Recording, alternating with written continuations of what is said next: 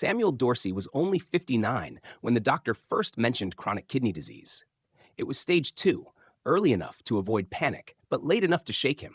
His blood work showed a steadily declining eGFR, rising creatinine levels, and signs of protein in his urine. The doctor's tone was calm, but firm.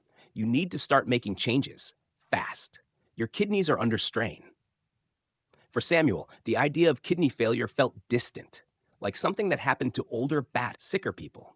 He didn't feel sick, he wasn't bedridden, but the fatigue was real. The puffy ankles, the frequent nighttime bathroom trips, the dull ache in his lower back.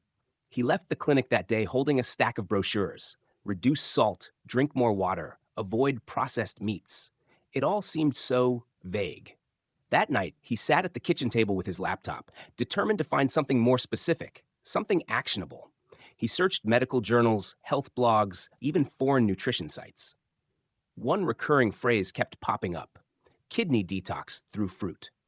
At first, he was skeptical. Detox diets had always sounded like fads, but as he read more, he discovered there was actual science behind certain fruits supporting kidney function.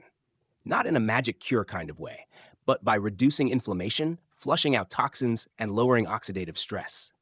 The kidneys, after all, were filters, and filters needed maintenance. After hours of reading, he narrowed it down to 3 powerful fruits, ones he would start eating every single morning. The first was red grapes. Not the seedless kind drenched in pesticides, but organic, deep purple grapes rich in resveratrol. This compound, he read, had strong antioxidant and anti-inflammatory properties. Studies showed it reduced kidney inflammation in people with early-stage CKD and even slowed fibrosis in lab animals. Plus, red grapes were high in water content, which helped keep his kidneys hydrated and flushing efficiently. So, Samuel bought a large bag from the local farmer's market and added a handful to his breakfast plate the next morning. Sweet, juicy, and satisfying, far better than the sugary cereals he used to eat. The second fruit on his list was one he'd often ignored at the grocery store: cranberries. Not the dried, sugar-packed kind or the juice cocktails, but fresh or 100% pure, unsweetened cranberry juice. The more he read, the more convinced he became. Cranberries had been used for decades to treat urinary tract infections, but their benefits went deeper. They helped prevent bacteria from sticking to the urinary tract lining, reducing the risk of infection spreading to the kidneys. They also helped reduce calcium oxalate buildup, the root cause of many kidney stones. He began adding a few ounces of unsweetened cranberry juice to his mornings, tart but refreshing. Sometimes he'd dilute it with water and sip it slowly as he read the news. The third fruit? Apples. Ordinary, everyday apples. But what Samuel learned made him see them differently. Apples were high in pectin, a type of soluble fiber that helped lower cholesterol and blood sugar, both of which could stress the kidneys over time. More importantly, apples helped bind toxins in the digestive tract, easing the burden on the kidneys to remove them through urine. Some researchers even called apples kidney gentle.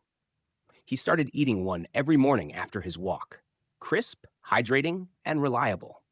He even began experimenting with slicing them over oatmeal or baking them with cinnamon on weekends. Within 2 weeks, Samuel noticed subtle changes. His ankles weren't swelling as much. He had more energy during the day. And, surprisingly, his cravings for salty snacks and heavy foods started to fade.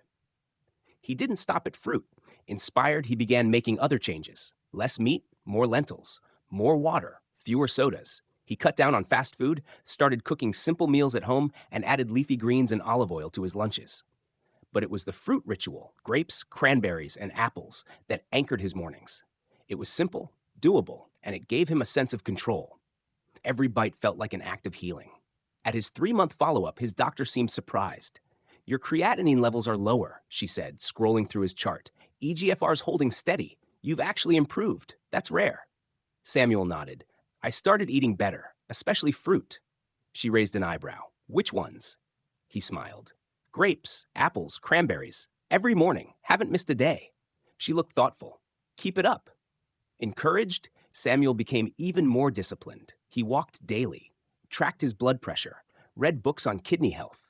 He joined an online support group for people with CKD and began sharing his experience, how small changes added up, and how his 3-fruit breakfast gave him back a sense of agency.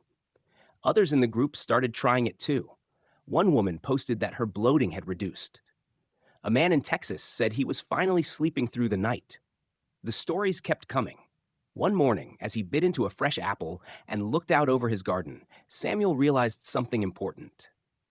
He wasn't just fighting disease, he was building a new way of living. And every morning, with that first bite of fruit, he reminded himself that healing didn't always have to be complicated. Sometimes, it started with a simple choice made consistently, with care. His kidneys were still vulnerable. CKD didn't just vanish, but he wasn't helpless. He was healing. One grape, one cranberry, one apple at a time.